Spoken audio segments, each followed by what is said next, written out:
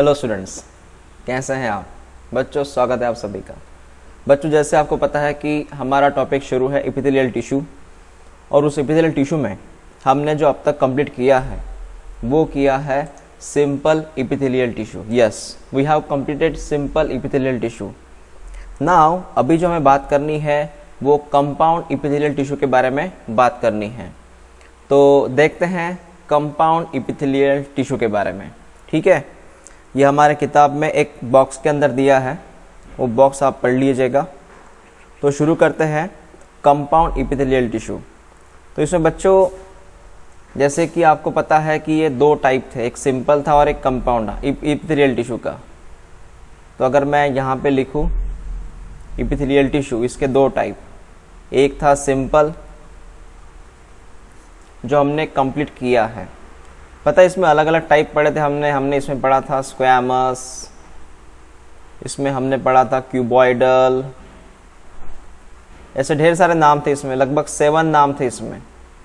उसके बाद में हमने इसमें पढ़ा था कॉलमनर। ओके, उसके बाद में इसमें नाम था सिलिएटेड। ओके, उसके बाद में इसमें नाम थे ग्लैंडुलर्स। उसके बाद में सेंसरी, और लास्ट था जर्मिनल या जर्माइनल। ऐसे ये सिंपल के टाइप थे, पढ़े थे हमने, कंप्लीट हुआ हमारा सिंपल। अभी वक्त आ चुका है कि हम एपिथेलियल टिश्यू में कंपाउंड के बारे में इंफॉर्मेशन ले। कंपाउंड एपिथेलियल टिश्यू क्या रहता है। ओके, मैं आपको और एक इनका डिफरेंस पढ़ाऊँ बच्चों कि ये जो सिंपल रहता है, सिंपल का मीनिंग क्या कहा था मैंने। सिंपल का मतलब होता है it has only one layer, उसमें एक सिंगल लेयर होती है, इसी का नाम है सिंपल। और कंपाउंड का मतलब क्या है। कंपाउंड का मतलब है ये बनता है मेड बाय 2 और मोर लेयर्स, ये 2 और उनसे ज़्यादा लेयर से बनता है। जैसे ये सिंपल का मैं यहाँ पे दिखाऊँ, आप सिंपल में देख सकते हैं 1 लेयर, 1 2 जैसे रहते हैं ना, ये सिंगल लेयर से बना है। ठीक है, ये बना है सिंगल लेयर से। लेकिन कंपाउंड में अगर आप बात करोगे तो कंपाउंड में क्या रहेगा, कंपाउंड में ऐसे बिल्डिंग लाइक स्ट्रक्चर रहेगा। लास्ट में बोला था मैंने आपको, ऐसे आपको बिल्डिंग समान स्ट्रक्चर मिलेगा। कितने लेयर हो गई ये, 3 लेयर हो गई सर। ये कितनी लेयर थी, ये सर एक ही लेयर थी। आपको समझ में आया सिंपल कंपाउंड में अंतर क्या है। मैंने पहले भी आपको समझाया सिंपल और कंपाउंड में अंतर क्या है। तो सिंपल मतलब सिंगल लेयर से बना रहता है। मैं वंस अगेन ड्रॉ करके दिखाता हूँ, अगर आपको वहाँ पे अच्छे से ड्रॉ मतलब नहीं समझ में आया तो ये हो गई 1 लेयर, ये है सिंपल एपिथेलियम। और आप यहाँ पे देख सकते हैं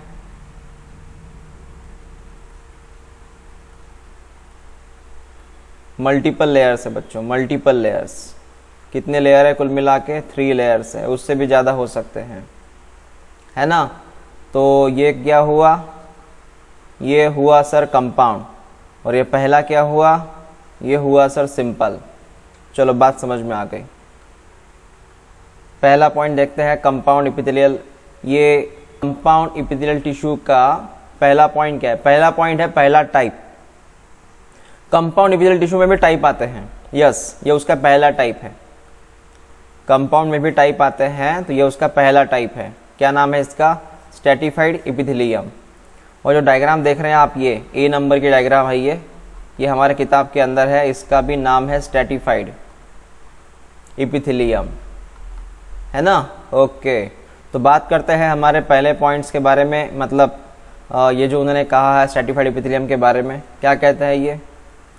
पहला points, nucleus is present in stratum germinativum. अब ये क्या है, बड़ा अच्छा वर्ड है, स्ट्रैटम जर्मिनेटिवम्स। बच्चों थोड़ा मैं आपको ये डायग्राम के बारे में समझाऊँ, तब जाके ये आपको ये पॉइंट समझ में आएगा।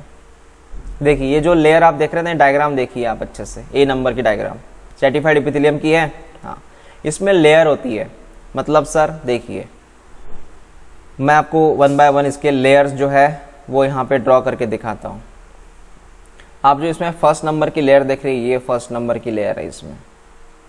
मतलब स्ट्रैटिफाइड एपिथेलियम में लेयर्स रहती है, ये उसकी फर्स्ट नंबर की लेयर है। ठीक है, ओके। उसके बाद ये उसकी सेकंड नंबर की लेयर है।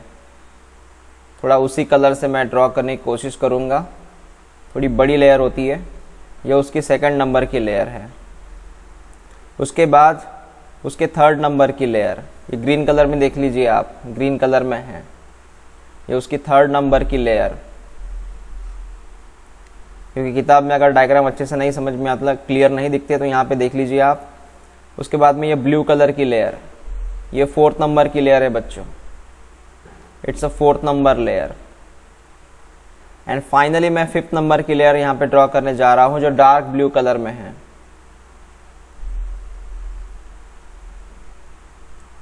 और ये है फिफ्थ नंबर की लेयर, ये यहाँ पे लिख लेता हूँ, 5वें नंबर की लेयर है ये।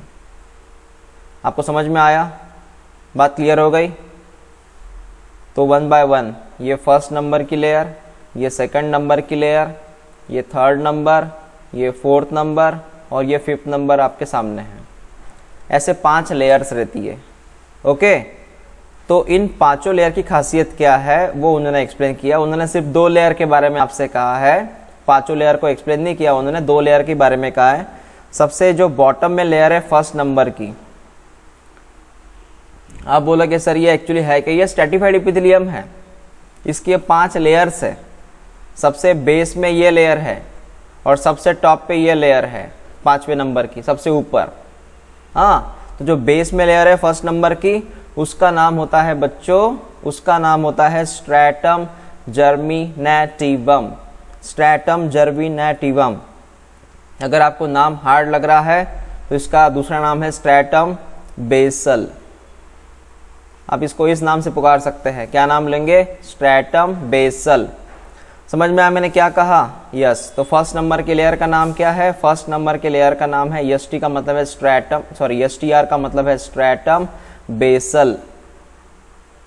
ये फर्स्ट नंबर के लेयर का नाम है। समझ में आया?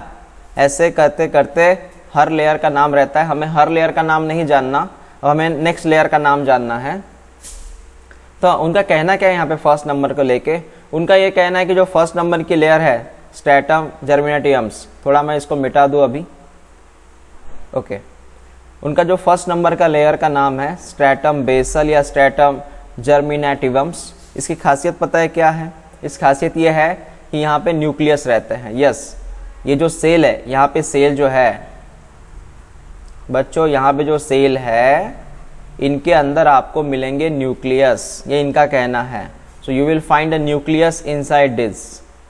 आप देख सकते हैं ब्लैक कलर में, कौन है ब्लैक कलर में? न्यूक्लियस है sir. Yes, so it's called as nucleus. यन लिख लाओ, यन का मतलब क्या है? न्यूक्लियस। और उनकी और एक खासियत है, मैं आपको इनकी खासियत समझाता हूँ। यहाँ पे इनकी खासियत है फर्स्ट नंबर के लेयर की, लगे तो हम यहाँ पर लिख सकते हैं स्ट्रैटम जर्मिनेटिवम। फर्स्ट नंबर की लेयर की खासियत क्या है पता है? ये सेल जो है ये एक्टिव रहते हैं, they are too much active and divide होते हैं। मतलब उनका होता है डिवीजन, उन्हीं सेल का डिवीजन होता है और नए सेल बनते हैं। मतलब जानते हैं ना आप, एक सेल रहता है वो डिवाइड होता है, 2 सेल बनते हैं, वापस से वो डिवाइड होता है, वापस से 2 सेल बनते हैं। इस तरह डिवीजन चलता रहेगा। तो ये जो स्ट्रैटम जर्मिनेटिवम है या स्ट्रैटम बेसल सेल है, इनका मेन काम है सेल एक्टिव हो या सेल डिवीजन, मतलब वो सेल डिवाइड करते रहते हैं। याद रखिएगा क्या काम है इस फर्स्ट नंबर के लेयर का, सीईटी के लिए आईएमपी है ये। They just undergoes division. Clear? Okay, next दूसरी बात कर रहे हैं, cell at the free surface become flat and the lack nucleus called as stratum corneum. अब स्ट्रैटम कॉर्नियम क्या है, इनके बारे में बात करते हैं अभी। स्ट्रैटम कॉर्नियम के लिए मुझे वापस आप देख सकते हैं, सबसे मैंने 5वें नंबर की लेयर की बात की थी, ये याद आया? और थोड़ा गलत ड्रॉ हुआ, मैंने 5वें नंबर के लेयर के बारे में बात की थी आपसे। ये है 5th नंबर की layer, it's a 5th number. इसके बारे में बताऊं मैं अभी? इसके बारे में ऐसा है कि इसके जो सेल है, आप देख सकते हैं इसके जो सेल है वो पहली बार इसके सेल फ्लैट है और लैक द न्यूक्लियस है। इसके सेल जो है फ्लैट है, ऐसे चपटे हैं, इनके सेल काफ़ी फ्लैट रहते हैं। आप देख सकते हैं इनके सेल फ्लैट है, मैंने जानबूझ के ऐसे ड्रॉ किया था। इनके सेल बच्चों फ्लैट रहते हैं, चपटे रहते हैं, ठीक है, तो फ्लैट सेल है। दूसरी बात, इनमें न्यूक्लियस नहीं रहता। लैक का मतलब होता है नो न्यूक्लियस, इनमें न्यूक्लियस नहीं रहता। समझ में आया? और इस लेयर का नाम है स्ट्रैटम कॉर्नियम। क्या नाम है इस लेयर का? Stratum corneum. ये कौन से नंबर की लेयर है? ये 5th नंबर की लेयर है। ओके, चलो आपको ये बातें धीरे धीरे समझ में आ रही है। तो मैं वंस अगेन अभी येलो कलर में आपको ड्रॉ करके दिखाता हूँ। ये जो 5th नंबर की लेयर थी, ये बेस में थी, बॉटम में थी। ये 5th नंबर की लेयर जो है ये टॉप पे है, मतलब ये फ्री सरफेस पे है। सरफेस ही है ना ऊपर, यस। इसका नाम था stratum germinativum, that is base, stratum basal. और इसका नाम है स्ट्रैटम कॉर्नियम, 1st नंबर की लेयर। स्ट्रैटम बेसल का काम है कि यहाँ पे न्यूक्लियस रहता है, ओके, और ये डिवाइड होती है, ये सेल डिवाइड्स होती है। स्ट्रैटम कॉर्नियम जो है ऊपर की लेयर, सबसे पहली बात तो ये नॉन न्यूक्लिएटेड है, मन में मतलब इसमें न्यूक्लियस नहीं रहता।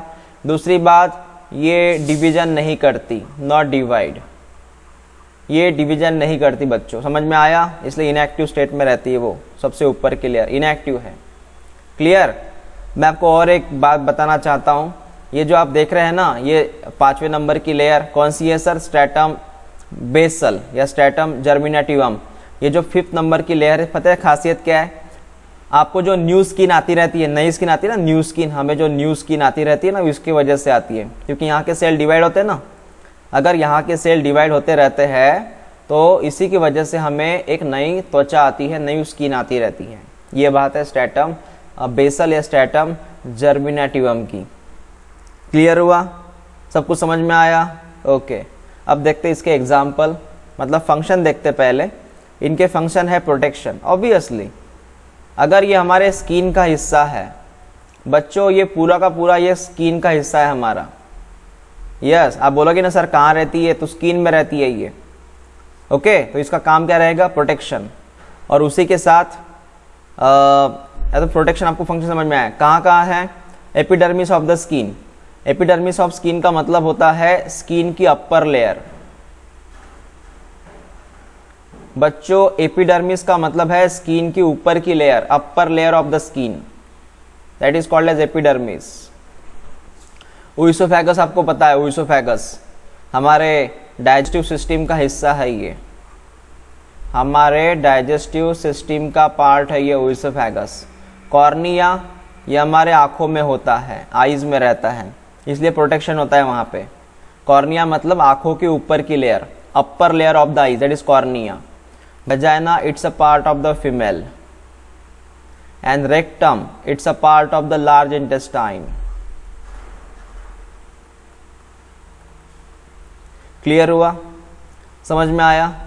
कौन कहाँ है मैं पूछूंगा ये मीटिंग में, हमारे जूम मीटिंग में पूछूंगा ये कौन कहाँ पे रहता है। Epidermis of the skin sir upper layer है स्किन की।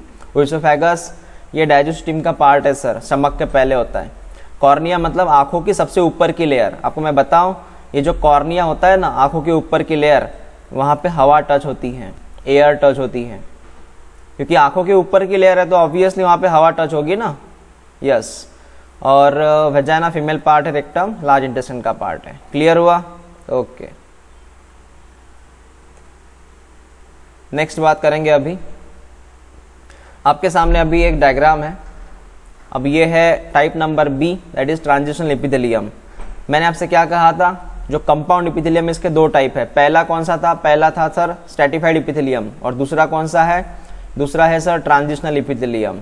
तो दूसरा प्रकार है ट्रांजिशनल एपिथेलियम। ओके, अभी आपके सामने डायग्राम जो है ये बी नंबर की डायग्राम है, इसका नाम है ट्रांजिशनल एपिथेलियम। चलो बात करते हैं क्या क्या कहना है इनका। पहला point, the structure of transitional epithelium is same like stratified epithelium. जो ट्रांजिशनल एपिथेलियम है उसका स्ट्रक्चर एग्जैक्टली सेम है स्ट्रैटिफाइड की तरह, मतलब दोनों में कोई फर्क नहीं है, दोनों सेम तरीके से है। ठीक है, stratified as well as transitional same है। The cell can undergoes a change in their shape. देखिए खासियत है इनकी, ये इनकी खासियत है इस ट्रांजिशनल एपिथेलियम की। The cell undergoes a change in their shape, वो अपना शेप बदल सकते हैं। अपना स्ट्रक्चर बदल सकते हैं depend on the degree of stretch. Stretch का मतलब होता है फ्लेक्सिबिलिटी, यू नो, स्ट्रेचिंग होना, इलास्टिसिटी। इलास्टिसिटी पता होगा आपको, है ना, इलास्टिक में रहता है ना इलास्टिसिटी, इट इज स्ट्रेच। अब ये आप जो टिश्यू देख रहे हैं ना, ये टिश्यू की खासियत पता है क्या है, वो अपना शेप चेंज कर सकता है, they can change their shape according stretch. मतलब उसको कितना स्ट्रेच होना है उसके हिसाब से अपने जो सेल है वो स्ट्रेच हो सकते हैं, यस इलास्टिक हो सकते हैं, उनको खींच सकते हैं वो खुद को। फंक्शन क्या है? फंक्शन ये है डिस्टेंशन ऑफ ऑर्गन, मतलब है स्ट्रेच। इसका मतलब होता है स्ट्रेच होना, खींचना। स्ट्रेच मतलब खींचना, वही है डिस्टेंशन ऑफ ऑर्गन का मतलब है स्ट्रेच, खींचना। ये फंक्शन है इनका। सर कहाँ पे रहता है ये? सॉरी उन्होंने यहाँ पे 1 मिनट है बच्चों, सॉरी एक लास्ट पॉइंट रह गया हमारा इसमें एक उन्होंने यहाँ पे रह गया लगे तो स्लाइड में। ये रहते हैं बच्चों यूरिनरी ब्लैडर में।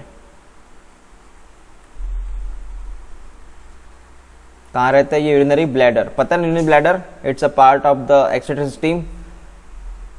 आपको जैसे अगर मैं यहाँ पे स्ट्रक्चर ड्रॉ करूँ, किडनी है, इट्स अ किडनी। उसके बाद में ये है यूरेटर, इट्स अ यूरेटर। और उसके बाद यहाँ पे आता है यूरिनरी ब्लैडर। इधर से भी आएगा ना ये यूरेटर, इधर भी एक किडनी होगी, है ना, यस। तो ये है यूरिनरी ब्लैडर। और आपको पता है यूरिनरी ब्लैडर के अंदर एक्चुअल में जो फिलअप होता है वो यूरिन फिलअप होता है। यहाँ पे क्या फिलअप होता है? यूरिन। यूरिन के फिलअप होने से ब्लैडर फूलता है ना, ये जैसे इसके अंदर यूरिन फिलअप हुआ तो ब्लैडर फूल जाएगा ना। क्या काम है पता है आपको? आपको ये पता है ये ब्लैडर का काम क्या है? यूरिनरी ब्लैडर का टू स्टोर यूरिन। उसके अंदर यूरिन भरता रहेगा और वो फूलता रहेगा ब्लैडर, जैसे वॉलीबॉल में रहता है ब्लैडर, ओके, वो फूलेगा हवा भरने से। सेम चीज है, यूरिन भरने से फूलेगा। फूलना मतलब स्ट्रेच। तो हुआ ना आखिरकार स्ट्रेच। तो क्यों होता है यूरिनरी ब्लैडर स्ट्रेच? क्योंकि सर उसके अंदर ये टिश्यू है। तो एपिथेलियल ये ट्रांजिशनल एपिथेलियम का एग्जांपल क्या है? यूरिनरी ब्लैडर, बिकॉज वो स्ट्रेच होता है। कौन? Transitional epithelium. तो ब्लैडर भी स्ट्रेच होगा, यस। समझ में आया आपको? हाँ। तो यहाँ पे हमारे दोनों कंसेप्ट क्लियर हो गए हैं। सर कौन से दोनों? इसके पहले हमने पढ़ा था वो ट्रांजिशनल एपिथेलियम, अभी पढ़ लिया हमने, नहीं उसके पहले था स्ट्रैटिफाइड एपिथेलियम, अभी क्या पढ़ा हमने? Transitional epithelium, okay. अभी हम बात करते हैं हमारे नेक्स्ट टॉपिक के बारे में, उसका नाम है सेल जंक्शन। ये लास्ट टॉपिक है एपिथेलियल का, सेल जंक्शन। सेल जंक्शन का मतलब होता है, आपको मैं थोड़ा जंक्शन के बारे में बताऊं पहले, जंक्शन क्या होता है। तो बच्चों आपने ये वर्ड सुना है वैसे, जंक्शंस। जंक्शन का मतलब होता है गैदरिंग, जहां पे सब जन कलेक्ट होते हैं ना, कलेक्ट, उसे हम बोलते हैं जंक्शन। जहां सब जन एक जगह पे आते हैं उसे हम बोलते हैं जंक्शन। जैसे हमारा रेलवे का जंक्शन है ना, भुसावल जंक्शन, जहाँ पे सब रेलवे एक जगह पे कलेक्ट होती है, हाँ, तो वो है जंक्शन। वैसे भी एक जंक्शन होता है, वैसे एक जंक्शन होता है सेल्स का, जहाँ पे सब सेल इकट्ठा होते हैं, सभी सेल गैदरिंग करते हैं, सब सेल कलेक्ट होते हैं एक जगह पे। कैसे क्या? ये देख रहे हैं आप, सभी के सभी सेल जो है एक जगह पे कलेक्ट हो रहे हैं, that's called as junction, okay. अब आगे वाली बात करते हैं। क्या कहा इन्होंने? The epithelial cells are connected to each other by laterally as well as basement membrane by junction. Epithelial cells are connected to each other laterally as well as basement membrane by junctional complex called as cell junction. बड़ा अच्छा point है ये, समझिए बच्चों क्या कहा इन्होंने। इन्होंने कहा कि ये सेल है, ओके, ये दूसरा सेल है, ये पहला सेल इपिथेलियल सेल, दूसरा सेल इपिथेलियल सेल, दोनों के बीच में आपको नजर आ रही है गैप, है ना। एक्चुअल में ये गैप फिलअप होती है, ये गैप फिलअप होती है with the help of with the help of junction. इन दोनों के बीच में रहता है जंक्शन, आप देख सकते हैं, दिख रहा है आपको रेड कलर में, यस। तो आखिरकार ये रेड कलर में है कौन, इट्स अ जंक्शन। उससे क्या हुआ सर, अरे उससे दोनों सेल कांटेक्ट में है ना, ये दोनों सेल में एक कॉम्बिनेशन बना ना। अगर ये जंक्शन ना होता यहाँ पे तो क्या दोनों सेल मिलते, कम्युनिकेशन करते, बिल्कुल नहीं। तो जैसे आपको पता है जंक्शन का एक काम है ब्रिज की तरह, पुलिया की तरह, सेम चीज है। जो पुलिया रहता है ना, एक गांव को दूसरे गांव से जोड़ता है, वैसे उसने एक गांव को दूसरे गांव से जोड़ा है, किसने, जंक्शन ने। तो इसना जंक्शन इंपॉर्टेंट है, इसलिए उन्होंने यहाँ पे सेंटेंस दिया है connected to each other laterally. वो एक में को, लैटरली का मतलब है आजू बाजू में है, वो एक में को जोड़ रहे हैं। दूसरा क्या है वो भी देखिए, इनका दूसरा ये कहना है कि ये सेल है, ठीक है, ये सेल है, ये सेल जुड़ा है बेसमेंट मेम्ब्रेन से। अब मैं थोड़ा बेसमेंट मेम्ब्रेन ड्रॉ करूँ, आप देख सकते हैं येलो कलर में मैं ड्रॉ कर रहा हूँ बेसमेंट मेम्ब्रेन। पढ़ाया मैंने what is basement membrane, it's a basement membrane है। तो यहाँ पे जो सेल है बेसमेंट मेम्ब्रेन से जुड़ा है with the help of junction. यहाँ पर भी जंक्शन है बच्चों, दिख रहा है रेड कलर में, तो ये भी जंक्शन है। मतलब है कि चाहे वो बिटवीन द सेल की बात हो, चाहे वो सेल और बेसमेंट मेम्ब्रेन की बात हो, तो बीच में जंक्शन आएगा। समझ में आया। और जंक्शन की वजह से एक में को जुड़े हुए हैं वो। हमें अभी वही पढ़ना है कि कौन कौन से जंक्शन रहते हैं, कौन कौन से जंक्शन के टाइप रहते हैं, ठीक है, यस। तो मैं आपको वन बाय वन यहाँ पे बताऊं। सबसे पहले जंक्शन जो रहता है बच्चों वो है tight junction, TIGST, tight junction, okay. दूसरा होता है गैप जंक्शन, और तीसरा होता है adherens junction, adherens junction, J for junction, AD है D, एडरिंस जंक्शन। ऐसे 3 जंक्शन है। मैं आपको इनके स्ट्रक्चर यहाँ पे ड्रॉ करके दिखाता हूँ, समझिए। पहले टाइट जंक्शन, टाइट जंक्शन का क्या है, ये सेल नंबर 1 है और ये सेल नंबर 2 है, ऐसे 2 सेल्स है, इनके बीच में रहता है ये टाइट जंक्शन। अब सर कहाँ पे, वो भी आप समझिएगा। आप यहाँ पे पहला पॉइंट इस तरफ से देखिए, इस तरफ से इसका एक पॉइंट आया, इस तरफ से इसका दूसरा पॉइंट आया, देख रहे हैं आप, यस। ये रेड कलर में देख रहे हैं आप, एक्चुअल में प्रोटीन्स रहते हैं ये आपको रेड कलर दिख रहा है ना, ये प्रोटीन्स रहते हैं। ये प्रोटीन जो है, ये प्रोटीन 2nd नंबर का है और ये प्रोटीन 1st नंबर का है। ऐसे एक प्रोटीन एक में को जुड़ गए, तब जाके यहाँ पे वो टाइट हो गए, हो गया कम्युनिकेशन, यस। इस तरह यहाँ पर भी रहता है ये टाइट जंक्शन, यहाँ पर भी रहता है टाइट जंक्शन, एक को एक में जुड़े रहते हैं।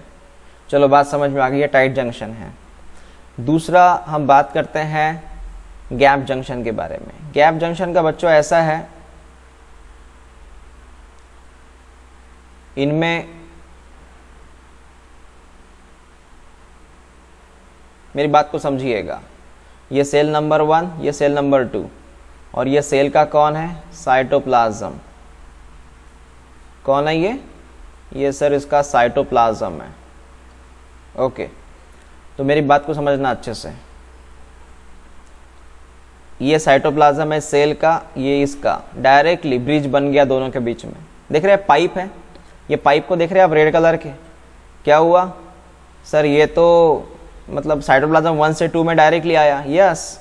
अगर यहाँ पे कोई सब्सटेंस है, यहाँ पे कोई सब्सटेंस है, मैं थोड़ा दूसरा कलर यूज करूँ यहाँ पे, ये सब्सटेंस डायरेक्टली आ सकता है ना इधर, ये जो सब्सटेंस है ये डायरेक्टली 1 से 2 में आ सकता है ना, किसके जरिए, गैप जंक्शन के जरिए, क्लियर, ओके।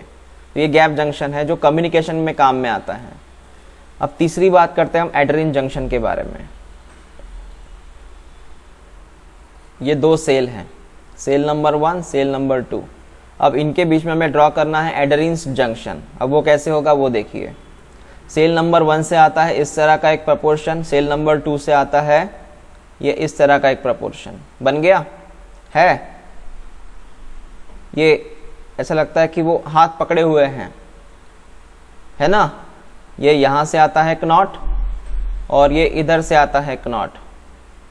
ये इधर से आता, ये पहले इधर से आता है, ये इधर से आता है, ये इधर से आता है, ये इधर से आता है। ये था एडेरिन जंक्शंस।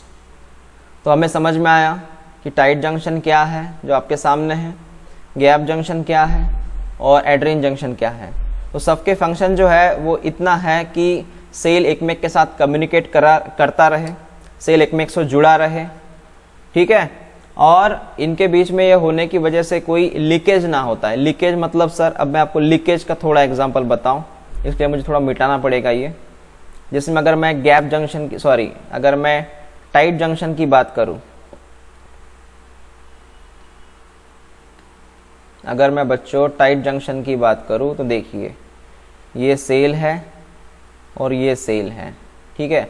इनके बीच में गैप एज इट इज है। ये cell number 1, cell number 2, gap as it is है।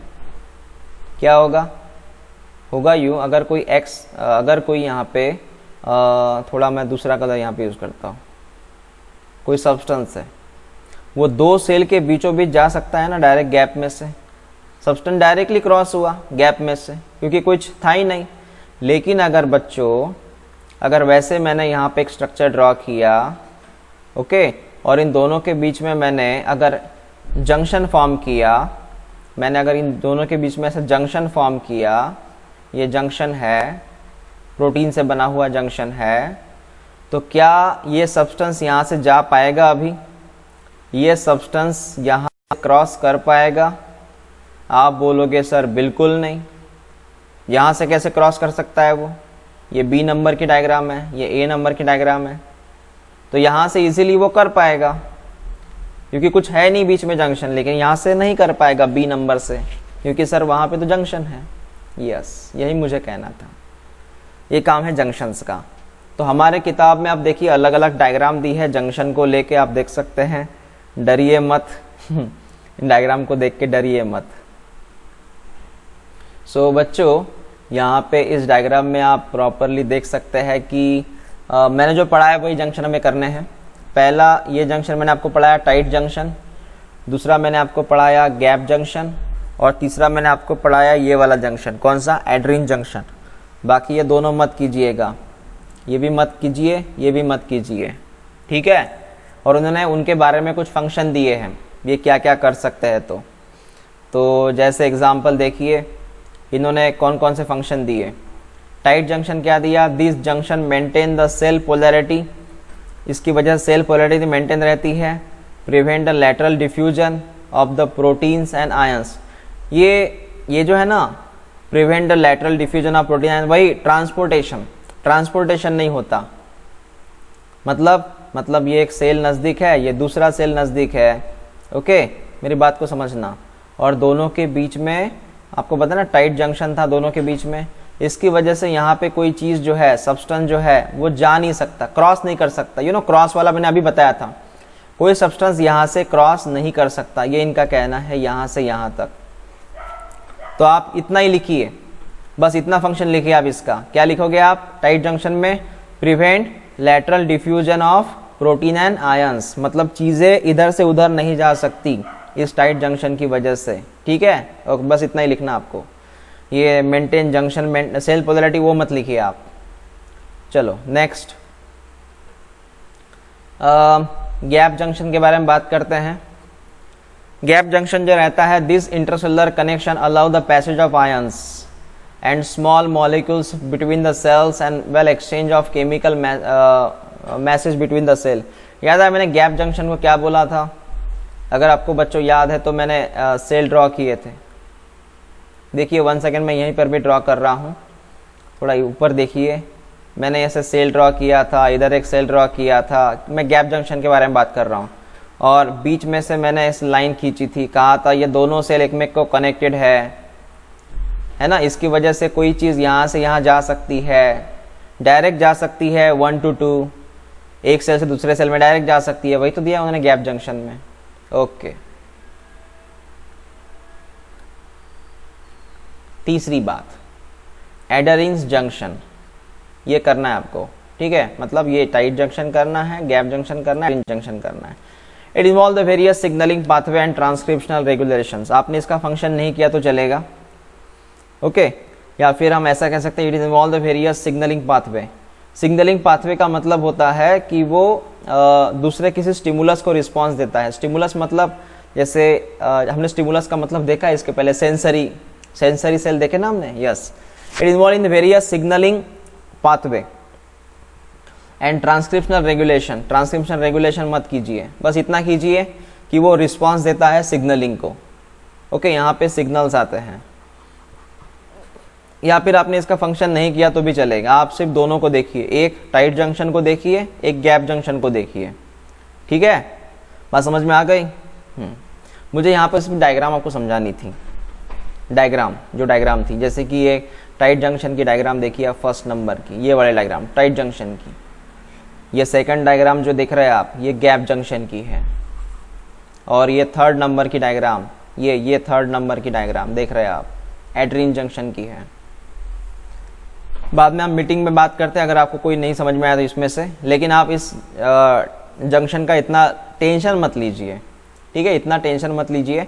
इसका सिर्फ आप ये जो है इसका जो डेफिनेशन है, जो फंक्शन है, डेफिनेशन है, वो आप कर लीजिएगा। स्पेशली गैप जंक्शन का कर लीजिएगा और टाइट जंक्शन का कर लीजिएगा। क्लियर हुआ बच्चों? समझ में आया? तो पहले जो हमने बात की थी वो की थी कंपाउंड इपिथेलियम के बारे में। कंपाउंड के दो प्रकार, स्ट्रैटिफाइड इपिथेलियम। कौन कौन से प्रकार थे बताइए जरा, हम यहीं से डायरेक्ट बात करते हैं। कंपाउंड इपिथेलियम के बारे में बात की, जिसमें स्ट्रैटिफाइड इपिथेलियम के बारे में बात की थी। स्ट्रैटिफाइड इपिथेलियम के बाद हमने बात की थी सर ट्रांजिशन इपिथेलियम के बारे में। दो प्रकार हुए कंपाउंड के, ओके, डायग्राम ड्रॉ करना इनकी। बाद में हमने सेल जंक्शन के बारे में बात की थी, और उसके बाद हमने उसके डायग्राम जो यहाँ पे ड्रॉ किए उनके बारे में बात की थी, ओके। सो यहाँ पे हमारा लेक्चर फिनिश हुआ। उसी के साथ हमारा इपिथेलियल टिश्यू जो है वो फिनिश हुआ। सबसे लास्ट मैंने थोड़ा फास्ट बोला क्योंकि हमारा वो टॉपिक हो चुका था, इसलिए मैंने फास्ट बोला सबसे लास्ट, ठीक है। जो भी डाउट है हम मीटिंग में अभी सॉल्व करेंगे। मिलते हैं हम नेक्स्ट वीडियो में।